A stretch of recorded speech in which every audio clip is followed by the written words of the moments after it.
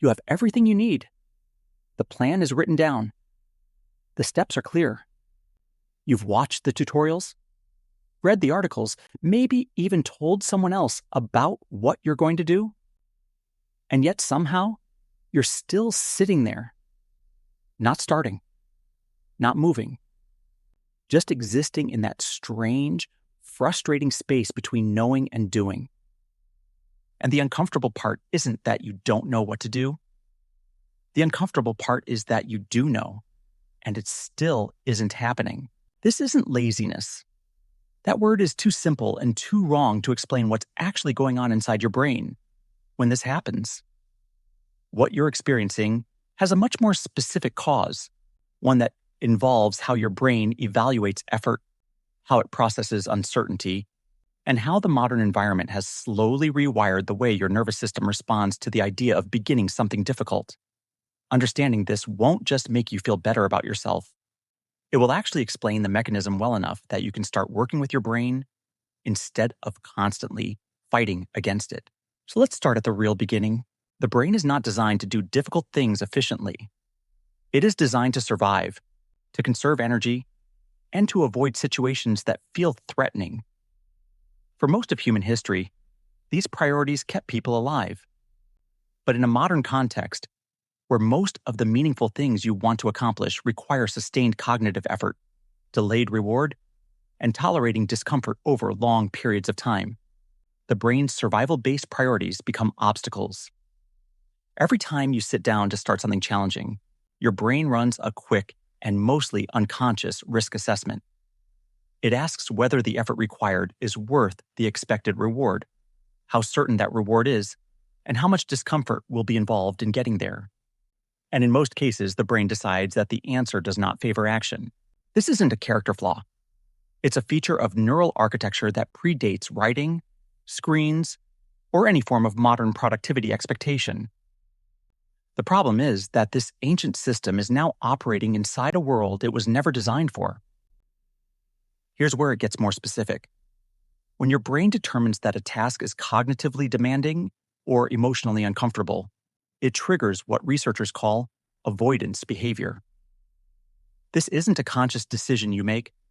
It happens below awareness, in the same systems that regulate threat response and physical pain. The experience of sitting down to do something hard activates some of the same neural circuits that respond to actual discomfort. Not at the same intensity, but in the same direction.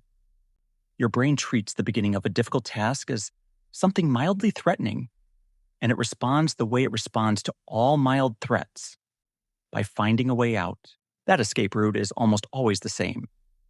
You pick up your phone, open a browser, think of something else you should do first, reorganize your desk, get another cup of coffee, or simply fall into a mental fog where thinking about starting feels like enough activity to justify the inaction.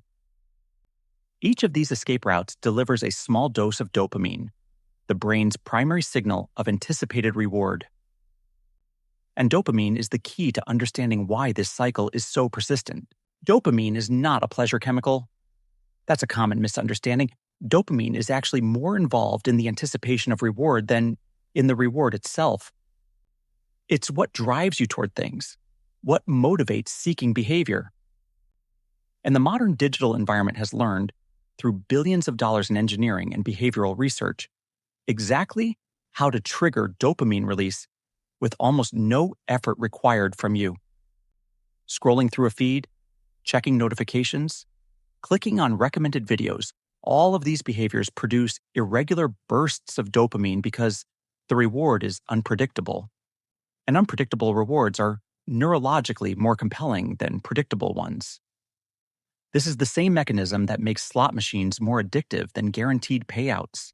So what happens when your brain is constantly exposed to low-effort, high-dopamine digital stimulation throughout the day? Its baseline for what counts as rewarding behavior shifts. The brain recalibrates.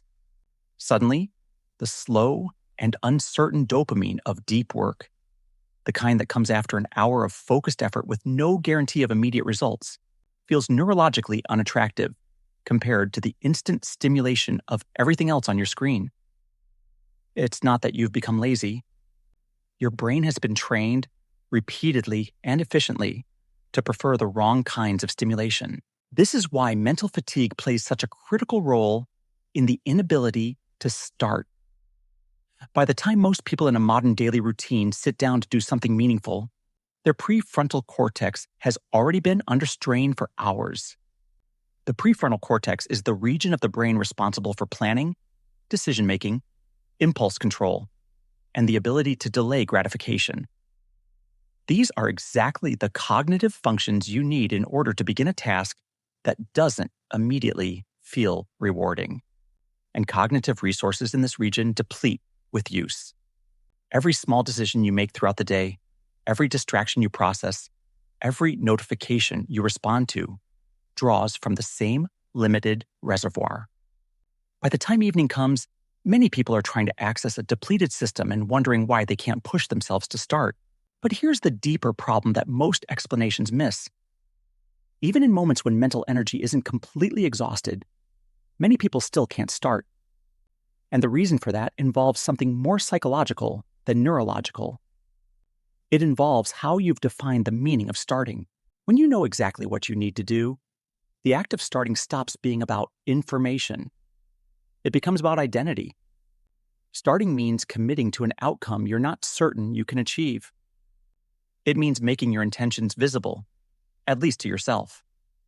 And when there's a gap between who you currently are and who you'd need to be to follow through consistently, beginning a task can feel like a test you're not sure you'll pass. The brain doesn't just evaluate the task. It evaluates the self in relation to the task. And if somewhere in your mental framework there's a belief that you're the kind of person who starts things and doesn't finish them, or who tries and fails, then starting becomes the trigger for everything uncomfortable that follows. Psychologists refer to this as self-concept threat. When a behavior conflicts with how you see yourself, or when succeeding at something would require you to update your identity in a way that feels unstable, the brain treats that behavior as psychologically risky. And just like physical risk, the response is avoidance. You don't consciously decide to protect your self-concept. It happens automatically. The procrastination isn't about the task. It's about not wanting to find out what it means if you try and still don't succeed. This is why information alone never solves the problem. You can know every productivity technique, every time blocking method, every focus strategy, and still not start. Because none of that addresses what's actually happening, which is that your brain has learned to associate beginning with a form of emotional exposure that it would rather avoid. And then there is the environment itself, which most people dramatically underestimate. The physical and digital space where you try to work sends constant signals to your nervous system. A cluttered, overstimulated environment filled with visible distractions trains your attention system to stay in scanning mode, always alert for something new, never settling into the sustained focus required for deep work. Your attention is not simply a mental resource you control with willpower. It's a response to environmental cues. If your environment says, stay alert and keep checking, your nervous system will comply, regardless of what your intentions are. The same applies to your digital environment. Devices that you use for both leisure and work carry conflicting behavioral associations. Your brain has formed strong habitual pathways connecting your laptop or phone to low-effort, high-stimulation behavior. When you try to use those same devices for focused work, you're essentially trying to override well-established neural pathways with a weaker intention signal. The habit always has a structural advantage over the intention. This is also why simply deciding to focus harder doesn't work as a strategy. Willpower is not a renewable resource that grows stronger the more you demand of it. It functions more like a metabolic fuel. It runs low. It gets influenced by stress and sleep and blood sugar and emotional state. And it performs worst in exactly the conditions where most people try to use it most, which is late in the day, in overstimulating environments, while mentally depleted. So if information doesn't solve it, willpower doesn't solve it, and motivation is too unstable to rely on, what actually creates the conditions for starting? The answer isn't a system or a habit stack or a morning routine. It starts with something more foundational. It starts with reducing the perceived cost of beginning. The brain avoids starting because starting feels expensive. It feels like it requires energy, focus, certainty, and emotional readiness that doesn't feel available. The most effective way to address this is to make the beginning so small, so cognitively cheap, that the brain's threat detection system doesn't register it as a meaningful commitment. Not because the task itself is small, but because the entry point is. When you tell yourself you only need to work for 5 minutes, or just open the document, or just write one sentence, you're not tricking yourself. You're removing the psychological weight that makes beginning feel impossible. And once movement starts, the brain's resistance often decreases. Starting creates its own momentum, but only if you can actually start. The environment piece requires more structural change than most people are comfortable making. It means designing your workspace so that the stimulation signals are quieter and the work signals are louder. It means creating physical and digital separation between leisure and focus contexts. Not because you lack discipline, but because you're trying to give your attention system a cleaner signal to respond to. Attention goes where the environment points it. Changing your behavior is significantly easier when your environment is working with you rather than against you. There's also something important about the timing of work. Your prefrontal cortex is most available early in your waking hours, before the accumulative drain of decisions and digital input has reduced its capacity. Choosing to protect that window, even partially, from low-value stimulation gives your brain a better chance at entering focused work with enough cognitive fuel to actually sustain it.